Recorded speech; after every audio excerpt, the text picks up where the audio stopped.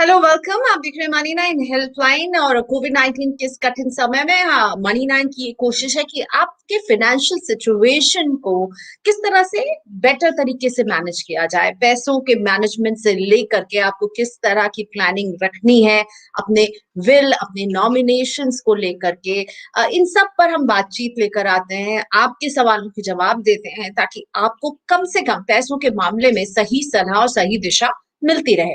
मेरे साथ vice invest private limited के सीईओ हेमंत रुस्तगी जुड़ रहे हैं, जाने माने फाइनेंशियल प्लानर हैं। Thank you so much Hemant sir, आपने वक्त निकाला मनी नाइन के लिए। मनी नाइन का जो ये पूरा हम जो ये कोशिश कर रहे हैं, हम चाहते हैं कि इस समय लोगों को कम से कम पैसों की जो टेंशन है उसमें हम उनकी मदद कर सके, और आपने इसमें हमारा साथ दिया, बहुत अच्छा लगा। और आज हमारी बातचीत का फोकस होने वाला विल, वसीयत। ये बहुत जरूरी होता है ना हेमंत सर, और इसे लोग काफी इग्नोर कर देते हैं। प्रियंका बिल्कुल सही बात है। विल बहुत ही इंपॉर्टेंट है। पहले ये समझना जरूरी है कि जो विल है, विल बनाना जो है वो एक सक्सेशन प्लानिंग का हिस्सा है। तो विल के ऊपर बात करने से पहले थोड़ा समझते हैं कि सक्सेशन प्लानिंग क्यों इंपॉर्टेंट है। सक्सेशन प्लानिंग जो है वो आपको एक अपॉर्चुनिटी देती है कि आप डिसाइड कर पाए कि आपके जाने के बाद आपकी जो एसेट्स है वो किस तरीके से आपकी जो परिवार वाले हैं उसको टैकल करें। तो दो तीन चीजों को देखने की जरूरत है। सबसे पहले ये कि आपके जो बेनिफिशरीज हैं वो कौन होंगे।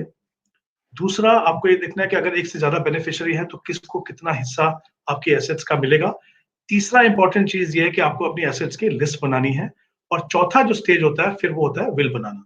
तो क्लियरली ये चार चीजें हैं जिसको ध्यान में रखना है विल बनाने से पहले। और विल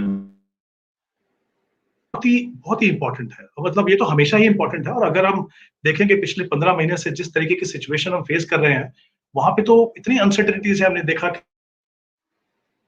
कितनी परिवार को कितनी ज्यादा प्रॉब्लम हो रही है बाद में। तो आई थिंक अगर हम चाहते हैं कि हमारे जाने के बाद जिस एसेट्स बनाने में अपनी इतनी मेहनत की हमने, और जिससे हमारे और हमारी फैमिली के पूरे ड्रीम जुड़े हुए हैं, अगर हम चाहते हैं कि वो उनको सही मायने में उसका फायदा हो, आप रहे या ना रहे, तो फिर उसके लिए विल बनाना बहुत ही जरूरी है। अगर आप विल नहीं बनाते हैं तो मुझे लगता है एक तो ये बहुत ही इररिस्पॉन्सिबल एक्ट होगा, और उसके ना होने की वजह से आपके जो परिवार आपके जाने के बाद बहुत सारी प्रॉब्लम हो सकती है, फाइनेंशियली हो सकती है, बहुत समय लगेगा, बहुत ज्यादा कॉम्प्लिकेशन हो सकती है। और एक इंपॉर्टेंट चीज और है प्रियंका यहाँ पे, कि विल अगर नहीं हो तो फिर सक्सेशन एक्ट के हिसाब से एसेट्स का डिवीजन होता है। वो कॉम्प्लिकेटेड हो सकते हैं, वो बहुत ज्यादा प्रॉब्लमेटिक हो सकते हैं। तो अगर आप चाहते हैं कि आपके जो परिवार है, जो लोग आप पे फाइनेंशियली डिपेंडेंट हैं, उनको कोई प्रॉब्लम ना हो आपके जाने के बाद, तो विल बनाना बहुत ही जरूरी है। जी बिल्कुल। मुझे लगता है हमारी संस्कृति में और हमारे परिवार में लोग जब हम ये बोलते भी है ना कि वसीयत बनाएंगे, तो इसे बहुत नेगेटिव तरीके से देखते हैं। और मुझे लगता है इसको नेगेटिव तरीके से नहीं देखना चाहिए। ये बहुत जरूरी है, क्योंकि ताकि आपके बाद भी आपने जो भी कमाई की है, जो हेमंत जी ने अभी कहा, उसका एक प्रॉपर, किसको क्या आप देना चाहते हैं, आप खुद फिक्स करके जाइए। आपके पीछे मुकदमेबाजी, लिटिगेशन, ये सब एक बहुत बड़ी मन को खट्टा करने वाली बातें हो जाती है। इसलिए कुछ सवाल भी लेते हैं जो इसी टॉपिक से जुड़े हुए हमारे पास आए हैं। अब जैसे हर्षद जैन पूछ रहे हैं, अहमदाबाद से हैं, कि 4 लोगों का परिवार है, पति पत्नी है, 2 बच्चे हैं। उनको ये पता है कि पति के गुजरने के बाद सारी संपत्ति पत्नी की हो जाती है। फिर मैं वसीयत क्यों बनाऊं, क्योंकि ये तो ऑटोमेटिकली मेरी पत्नी को चली जाएगी, और ये खुश है, ये अपनी पत्नी को ही शायद सब कुछ देना चाहते होंगे। तो हर्षद जैन जी कह रहे हैं, मैं क्यों खर्चा करूं वसीयत में। क्या आप इन्हें क्या बोलना चाहेंगे? पहली बात तो मैं कहूंगा कि वसीयत बनाने में कोई ज्यादा खर्चा नहीं है, बहुत ही सिंपल सी प्रोसेस है। उसको बनाना बहुत ही आसान है। और उसका फॉर्मेट भी एक बना बनाया होता है। उसमें अगर आप चाहें एक वकील भी लें तो बहुत ज्यादा खर्चा नहीं होता है। पहली बात तो ये अपने दिमाग से निकाल दीजिए। दूसरी बात, हमें बेसिक डिफरेंस समझना पड़ेगा प्रियंका यहाँ पे, कि नॉमिनी और लीगल हेयर के बीच में क्या फर्क होता है। नॉमिनी जो है वो एक तरीके से आप कह सकते हैं कि कस्टोडियन है उस एसेट्स की, या उस केयर टेकर है कुछ समय तक।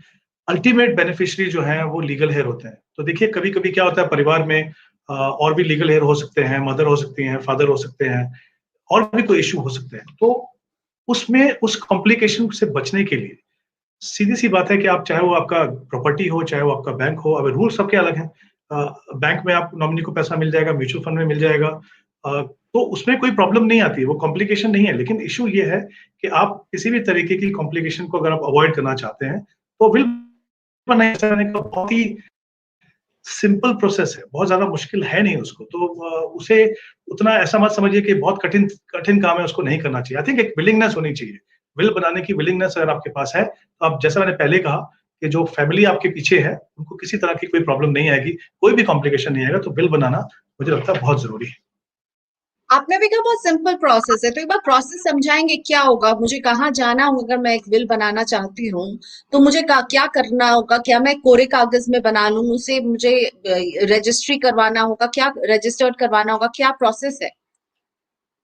आई थिंक ये बहुत ही इंपॉर्टेंट सवाल है, क्योंकि जैसा मैंने कहा, काफी बार लोगों के दिमाग में ये रहता है कि शायद बहुत ही कॉम्प्लिकेटेड है, और जैसा मैंने कहा कि विल बनाना बहुत ही आसान है। एक एक किसी प्लेन पेपर पे भी आप बना सकते हो। जैसा ऐसा नहीं कि आपको किसी स्टैम्प पेपर पे बनाना है। इसका जो फॉर्मेट होता है वो काफी जगह आपको मिल जाता है, एक स्टैंडर्ड सा फॉर्मेट है। तो लेकिन आपको कुछ चीजों का ध्यान रखना है कि आपकी सारी एसेट्स उसके अंदर हों, जो जो प्रोविजन आप चाहते हैं, जिस तरह से अपने एसेट्स को आप डिवाइड करना चाहते हैं, वो सब उसके अंदर हो। तो आप एक नॉर्मल पेपर पे बना सकते हैं, तो विटनेसेस वहां पे चाहिए। लेकिन मेरी एडवाइस हमेशा ये रहती है, हालांकि जैसे मैंने कहा वो आसान है, और एक एक एक तरीके से फॉर्मेट बना बनाया होता है वहां पे। अगर आप किसी लॉयर को हायर कर ले, तो मुझे लगता है वो बेहतर होगा, और ये रोज नहीं करना है, आपको एक बार करना है। लॉयर को आप हायर कीजिए, वो इंश्योर करेंगे कि आपने जो जो बिल बनाई है उसपे सारे प्रोविजंस हैं, सारी एसेट्स को आपने लिस्ट कर लिया है, किसी तरह की कोई एम्बिग्यूटी वहां पे नहीं है। तो इंपॉर्टेंट है, किसी लॉयर को लीजिए, और क्योंकि यहाँ पे दो विटनेसेस की जरूरत होती है प्रियंका। तो मैं चाहता हूँ कि अगर आपके पास लॉयर है, या आप चाहें तो एक्चुअली ऑनलाइन पोर्टल्स भी हैं जो आपको बिल बना के आपको साइन करवाते हैं, आपको हम्म। काफी मदद मिलती है। लेकिन अगर लॉयर है तो फायदा क्या है, देखिए, एक विटनेस तो आपके लॉयर हो सकते हैं, राइट, क्योंकि वो आपको बताने में मदद कर रहे हैं। दूसरे विटनेस, जैसा मैंने कहा, दो विटनेस की जरूरत होती है, वो आपके डॉक्टर हो सकते हैं, क्योंकि डॉक्टर का साइन कराने का फायदा ये है कि कोई उसको कॉन्टेस्ट नहीं कर सकता बाद में कि आप मेंटली उस समय पे फिट थे कि नहीं। तो ये दो चीजें करनी है। दूसरा सवाल एक इंपॉर्टेंट जो हमेशा विल के बारे में आता है, कि क्या मुझे उसको रजिस्टर करने की जरूरत है कि नहीं लीगली। जैसा मैंने पहले कहा, इवन लॉयर की जरूरत नहीं है, लेकिन एडवाइजेबल है। लीगली कोई जरूरी नहीं है कि अपनी आप विल को रजिस्टर कराएं, लेकिन इंपॉर्टेंट है कि उसको आप करा लें। मैं उसको बताता हूँ उसके फायदे क्या है। कभी कभी विल को जो कॉन्टेस्ट किया जा सकता है कि भाई शायद जबरदस्ती साइन कराए थे, शायद वो मेंटल कंडीशन वहां पे ठीक नहीं थी, या किसी ने फ्रॉड किया है, फोर्जरी की है। जब आप किसी सरकारी ऑफिशियल के सामने, ये बेसिकली कहाँ पे करना है, जिस डिस्ट्रिक्ट में आप रहते हैं वहां के जो सब डिवीजन जो ऑफिसर है उनके पास जाके, आपको सब रजिस्ट्रार के ऑफिस में जाके करना है आपको। तो वहां पे ये कॉन्टेस्ट नहीं होगा, कभी कोई ये नहीं बोलेगा कि आपको जबरदस्ती साइन कराया है, या आपकी मेंटल कंडीशन वहां पे ठीक नहीं थी। तो जैसा मैंने कहा, पर्पज क्या है विल बनाने का, ये है कि आपके जाने के बाद फैमिली को किसी तरह की प्रॉब्लम ना आए। उनको अवॉइड करने के लिए दो तीन स्टेप है। विल बनाइए, एक एक किसी लॉयर को हायर कीजिए, उसको रजिस्टर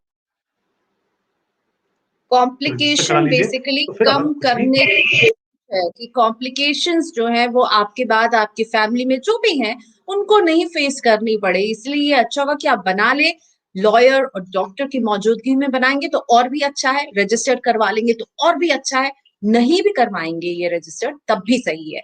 अगला सवाल ये सुरेंद्र शर्मा का है और रजिस्टर्ड विल पर ही है कि मुझे रिटायरमेंट बेनिफिट्स मिलने वाला है, प्रॉपर्टी से रेंटल इनकम होती है, 3 बेटे हैं, शादी हो चुकी है, रजिस्टर्ड वसीयत बनवाने में कितना खर्चा आएगा? ये खर्चे पर लोग, मुझे लग रहा है ये भी देखते हैं कि खर्चा कितना आएगा, ये दूसरा सवाल है जो खर्चे पर फोकस कर रहा है। आई मीन, जैसा मैंने पहले कहा, ये एक वन टाइम एक्टिविटी है। अगर आपने लॉयर को भी हायर किया तो कितना पैसा देंगे, और रजिस्ट्रेशन कराने में भी कुछ ज्यादा एक्सपेंसेस नहीं है। हमें आई थिंक ध्यान देना है कि इसके फायदे क्या हैं। हम कोशिश ये कर रहे हैं, विल बनाने का पर्पस ही ये है कि जाने के बाद जो एसेट्स में आपने बहुत मेहनत की है, जैसा मैंने पहले कहा, आपकी एस्पिरेशंस, आपके परिवार के ड्रीम्स, वो सारे एसेट्स से जुड़े हुए हैं, चाहे वो मूवेबल एसेट्स हो या इमूवेबल एसेट्स हो। तो आप उसको आप ये डिसाइड कर पा रहे हैं अपने रहते हुए, कि आपके जाने के बाद उनका बंटवारा या किस तरीके से उसका डिवीजन हो। तो मुझे लगता है, जब हम बड़ी-बड़ी एसेट्स बनाते हैं, उसमें इतना पैसा तो हमारे पास होता है कि थोड़ा बहुत हम इस चीज़ों पे खर्च कर सकते हैं। तो मुझे लगता है माइंडसेट चेंज करने की ज़रूरत है, कि खर्चे पे ज़्यादा ध्यान देना, और वैसे भी बहुत ज़्यादा खर्चा उसमें है नहीं, और सिंपल प्रोसेस है, जैसे मैंने पहले कहा। तो कोई पर कारण नहीं है कि आप क्योंकि दो लोग बार बार पूछ रहे हैं, तो मैं चाहूंगी कि एक रफ आइडिया आप हमें कुछ खर्चे का बता सकते हैं कि एक रजिस्टर्ड बिल में क्या हो सकता है, एक रेंज कुछ आप बता सकते हैं? I mean, maybe a ballpark figure बोल सकता हूँ, a few thousand rupees, including your, registration fee और your lawyer fee। जैसे मैंने कहा, ये ओके। बहुत ही सिंपल सा डॉक्यूमेंट है। अगर आपके लॉयर भी आपको बना के देते हैं, तो जैसे मैंने कहा, एक स्टैंडर्ड फॉर्मेट है, आप बना के उनको दिखा सकते हैं, तो कोई बहुत ज्यादा खर्चा है नहीं। बट ये, जैसे मतलब ये मैंने बहुत कहा, एक्सपेंसिव नहीं है। ये सिर्फ माइंडसेट की बात है प्रियंका। ये माइंडसेट की बात है कि हमें, पहली बात तो हम कतराते हैं बनाने से, जैसे आपने कहा। अब बनाने भी चाहें तो कहीं ना कहीं हमें लगता है कि खर्चा करना है, ये करने की जरूरत क्या है, तो थोड़ा सा माइंडसेट समय रहते बदल ले, तो जैसा मैंने कहा कि सारी कठिनाइयां, प्रॉब्लम जो फैमिली को आ सकती है, उससे आप दूर कर सकते हैं। गांगुली जी का सवाल लेते हैं। आर्यन गांगुली बोल रहे हैं, I have already enlisted nominees for my assets, do I still need to make a will? What would you like to tell mister Ganguly? Like I said earlier, okay, like if you have a nominee, the nominee is the best custodian or a caretaker. The banks or your demat account, everything will come to the nominee. There is no issue in that. If the nominee and the legal heir are both, you generally will not find any difficulty, but there can be issues at times. That's why I said the eventual owner is the legal heir, and the legal heir is decided by the will. So it's always advisable, even if you have nominated your family, that you must have a will so that there are no disputes in future. Okay, let's move on to the next question. This question is asking us कि I have joint FDs with my uncle in either or survivor operation mode. We have these FDs for over 10 years. Can any of my cousins claim the benefits of these FDs in the absence of a will? K. Mull is asking this question. Jointly अगर लिया है उन्होंने वहां पे, तो जैसा मैंने पहले भी कहा कि अगेन इशू फिर वही आता है कि कौन इसके लीगल हेयर है, किसको जाना चाहिए, कौन नॉमिनी है।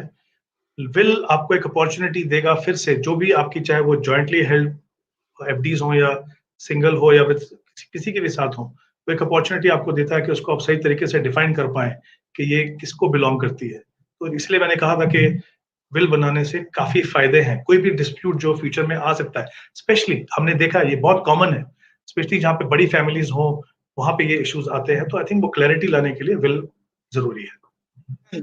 अभिषेक गुप्ता हेलो और लाइव जुड़े में हमारे साथ, पूछ रहा है कि is there any particular format for writing a will? If yes, where can I find it? Are there any witnesses required? Actually witness के बारे में हेमंत जी बोल चुके हैं, लेकिन हाँ, कोई पर्टिकुलर फॉर्मेट है अगर कोई खुद से लिखना चाहता है, कहीं वो जाकर इसे ढूंढ सकते हैं, गूगल में सीधा टाइप करें हाउ टू राइट विल और मिल जाएगा? वो यस, डेफिनेटली आपको अगर आप गूगल में टाइप करें how to write a will, you will get formats, मैंने पहले भी कहा था।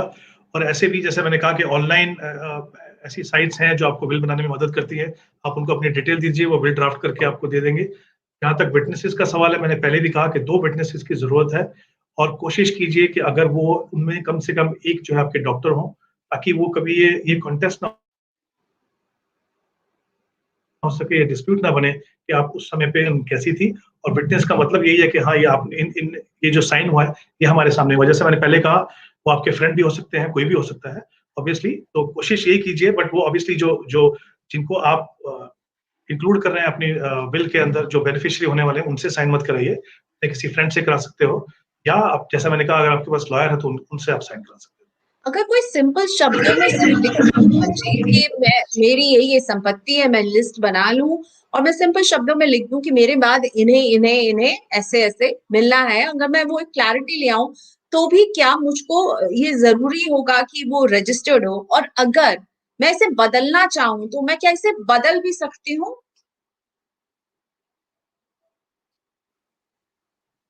देखिए, जैसा मैंने कहा, बिल्कुल जहां तक फॉर्मेट का सवाल है, फॉर्मेट आपको मिल सकता है आराम से।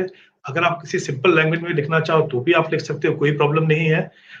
तो उसको, जैसा मैंने कहा कि जब तक वो क्लैरिटी है कि आपने सारी एसेट्स को लिस्ट किया है, आपके जाने के बाद किस तरीके से वो डिवीजन हो, और जैसे अगर मान लीजिए एक से ज्यादा बेनिफिशियरी हैं, तो एडवाइजेबल ये है कि हमेशा आप उसको परसेंटेज टर्म में लिखिए, एब्सोल्यूट टर्म में मत लिखिए, क्योंकि उसकी वैल्यू जो है बदलती रहेगी। चेंजेस का जहां तक सवाल है, यस, आप कितनी बार चाहें उतनी बार ही अपनी विल को आप चेंज कर सकते हो। ऐसा नहीं है कि आपने आज विल बनाई तो वो जिंदगी भर वही विल रहेगी। आप उस विल को अपने रहते हुए कभी भी कितनी बार चाहें उसको बदल सकते हो। ओके, और विल और ट्रस्ट, इन दोनों के बीच में भी लोग कंफ्यूज हो जाते हैं। उन्हें लगता है अगर उन्होंने ट्रस्ट बना दिया तो क्या वो काफी है? आप इसके बीच में जरा क्लैरिटी ले आइए, क्या विल और ट्रस्ट एक ही बात है? आई थिंक ये काफी इंपॉर्टेंट क्वेश्चन है। देखिए, दोनों का बेसिक डिफरेंस समझते हैं। ज्यादातर लोग जो है वो विल बनाते हैं। विल इफेक्टिव कब होती है? वो आपके जाने के बाद इफेक्टिव होती है, ड्यूरिंग लाइफ टाइम वो इफेक्टिव नहीं है। जब आप एक ट्रस्ट बनाते हो तो वो जिस दिन आप ट्रस्ट साइन करते हो, जिस समय अपनी एसेट्स को ट्रस्टी को ट्रांसफर करते हो, उस दिन से यानी आपकी लाइफ टाइम से ही वो इफेक्टिव हो जाती है। तो फर्क क्या देखिए कि अगर आपने विल बनाई तो आपके रहते हुए वो एसेट्स पे, अगर मान लीजिए आप किसी कोई बिजनेसमैन है, कोई लायबिलिटी आपके पास आ गई, तो वो एसेट्स को आपसे लिया जा सकता है। ट्रस्ट में क्या होता है, वो एक तरह से एक वो आपको फायरवॉल की तरह काम करती है वो। आपने अगर वो ट्रस्ट में जो एसेट्स ट्रांसफर कर दी, अगर आप इंसॉल्वेंट हो गए या कोई भी इश्यूज आ गया, कोई भी लायबिलिटी आ गई आपके ऊपर, तो आपकी एसेट्स को कोई भी छू नहीं पाता, तो आप अपने से उसको इंसुलेट कर देते हैं। तो ये दोनों का डिफरेंस है, फर्क जैसे मैंने कहा, विल जो है, और एक चीज और इंपॉर्टेंट है, जाने के बाद विल जो है पब्लिक डॉक्यूमेंट बन जाता है और वो जो कोर्ट कंट्रोल्ड है, जबकि ट्रस्ट जो है वो एक प्राइवेट डॉक्यूमेंट है और उसका जो कंट्रोल है वो फैमिली के ऊपर है। तो जैसा मैंने कहा, दोनों में से दोनों के अपने फायदे और नुकसान है। नुकसान यहाँ पे ये है कि ट्रस्टी फंड्स को मिसयूज कर सकते हैं, बट ब्रॉडली जो ट्रस्ट है वो जनरली जो है उन फैमिलीज को यूज किया जाता है जहाँ पे बिजनेस फैमिलीज हो, जिनके पास बहुत सारी एसेट्स हो, नहीं चाहते हैं कि बिजनेस में अगर कुछ नुकसान हो या कुछ लायबिलिटी आए, उसका फर्क हमारी एसेट्स पे पड़े, तो वो उसको थोड़ा सा मैंने कहा जैसे इंसुलेट कर लेते हैं, बट अदरवाइज जनरली जो है वो विल बनाई जाती है। एक और समस्या होती है जो यहाँ पे रोहित पॉइंट आउट कर रहे हैं कि जब भी विल बनाने की बात आती है तो जो घर के बुजुर्ग है ना वो थोड़े से अपसेट हो जाते हैं। जैसे मेरे एक फ्रेंड है, वो कह रहे थे कि उनके पेरेंट्स को लगता है वो जब भी विल बनाने की बात करते हैं कि मैं उनकी प्रॉपर्टी हड़पना चाहता हूँ या चाहती हूँ। तो ये एल्डरलीज जो है वो थोड़े से अपसेट हो जाते हैं, उनको लगता है कि ये क्यों बात हो रही है विल की। इसको आप कैसे देखते हैं? आप भी ऐसा फेस करते होंगे अपने क्लाइंट्स के बीच में, ऐसा होता है? आई थिंक ये होता है, ये बहुत आम बात है। देखिए क्या होता है, पहले जमाने में क्या था, जॉइंट फैमिलीज होती थी, तो एक वेल एस्टेब्लिश ट्रेडिशन रहता था फैमिली में कि किसके पास पैसा जाएगा, और अगर डिस्प्यूट होता भी था तो बाहर नहीं आता था। अभी न्यूक्लियर फैमिलीज हैं, क्लियरली पूरा एनवायरनमेंट पूरा बदल गया है, तो सोच भी बदली है। ये बात बिल्कुल सही है कि काफी लोग हैं, बुजुर्ग हैं नहीं, काफी यंग लोग हैं, उनको भी लगता है, उनकी फैमिली में कहा जाता है कि क्यों अब ऐसे ही बोलते हैं ना, जैसे मनहूस बात कर रहे हो, बिल की बात क्यों कर रहे हो, कुछ नहीं होने वाला, क्यों बनाना चाहते हो। आई थिंक थोड़ा प्रैक्टिकल होने की जरूरत है। किसने सोचा था कि कोविड के अंदर इतने इतने लाखों लोग जो है अपनी जान गंवा देंगे। मतलब ये तो कोविड की बात है, ये ऐसी चीजें कभी भी आ सकती हैं, तो ये मत, ये कहीं ना कहीं माइंडसेट को चेंज करने की जरूरत है कि ये जो है बुरा वक्त हम पे नहीं आएगा, किसी और पे आएगा, किसी पे भी आ सकता है। और जाने के बाद, जैसा फिर से मैंने कहूंगा, मैं जितनी मेहनत से आपने एसेट बनाए, जितनी आपकी जो एस्पिरेशंस, आपकी जो ड्रीम्स हैं फैमिली के उससे जुड़े हुए हैं, उसमें आप कोई कॉम्प्लिकेशन क्यों चाहेंगे आपके ना रहने के बाद। तो आई थिंक इंपॉर्टेंट है, माइंडसेट बदलिए, विल बनाइए। एक और जरूरी सवाल लग रहा है, ये अभिषेक का मैं लेना चाहूंगी। हेमंत जी कह रहे हैं कि मैं सिंगल हूं अभी, तो क्या मुझे शादी होने तक वेट करना चाहिए विल बनाने के लिए? क्या कोई सही टाइम होता है जब विल मुझे लिखना चाहिए, या मैं अभी करूं, मैं वेट करूं कि शादी हो जाए? कोई एप्रोप्रिएट टाइम होता है क्या? जैसा मैंने कहा, अनफॉर्चुनेट इवेंट कभी भी हो सकता है, ठीक है। तो अगर आप सिंगल हैं, पेरेंट्स हैं, जो भी हैं, तो आप क्यों चाहेंगे कि कुछ कॉम्प्लिकेशन हो, कि एसेट्स किसके पास जाए। और जैसा हमने पहले भी कहा कि आप अपनी विल को कभी भी चेंज कर सकते हो, शादी होने के बाद उसको चेंज करना चाहें तो आप चेंज कर दीजिए, लेकिन अनफॉर्चुनेटली अगर कुछ हो जाए उस दौरान, तो फिर कोई भी कॉम्प्लिकेशन हो सकती है, तो उसको अवॉइड करने के लिए विल बनाइए और बाद में उसको चेंज कीजिए। अगर आपको लगता है कि आप अपने बेनिफिशियरीज को चेंज करना चाहते हो, या जिस प्रोपोर्शन में आप उसका डिवीजन करना चाहते हो वो बदलना चाहते हो, तो उसको चेंज कर दीजिए। राइट। हेमंत जी ने बार बार इस शब्द का इस्तेमाल किया, कुछ भी अनफॉर्चुनेट कभी भी हो सकता है, और मुझे लगता है हम अभी ऐसे ही दौर से गुजर रहे हैं जहां हमने इतनी अनसर्टेनिटीज देखी है। यंग यंग लोगों को हमने जाते हुए देखा है, और मुझे लगता है ऐसे वक्त में इसलिए विल जैसी बातें करना जरूरी है। आपको लग सकता है कि ये हम कैसी इनसेंसिटिव बातें कर रहे हैं, लेकिन बहुत जरूरी है, ताकि आपके बाद भी आपके परिवार को कोई दिक्कत नहीं हो आपके फाइनेंसेस को लेकर। Thank you so much Hemant Rustagi, आपने वक्त निकाला मनी नाइन के लिए। और मनी नाइन हेल्पलाइन में हम ऐसे ही पर्सनल फाइनेंस से जुड़े, फाइनेंशियल प्लानिंग से जुड़ी बातें लेकर आते रहेंगे। अगर कोई ऐसा टॉपिक है जिस पर आप हमसे ज्यादा जानकारी चाहते हैं, आप चाहते हैं कि हमारे एक्सपर्ट आके आपको उसके बारे में ज्यादा नॉलेज दें, तो प्लीज हमें लिखकर बताइएगा। और अभी के लिए thank you so much for watching us.